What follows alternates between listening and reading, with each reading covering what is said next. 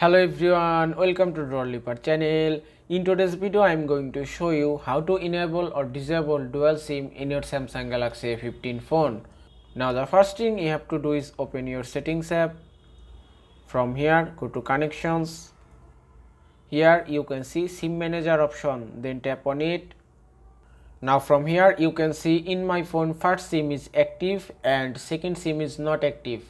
Now if you want to activate your second SIM, just tap here and then tap turn on, and you can see in my phone second SIM is enabled now. Now if you want to deactivate your first SIM, just tap here and then tap turn off, and it's done.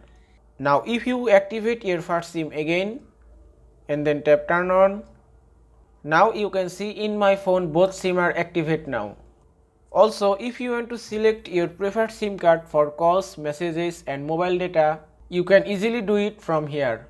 And that is how you can enable or disable dual SIM in your Samsung Galaxy A15 phone. I hope this video was helpful. If it was, please give it a thumbs up and don't forget to subscribe.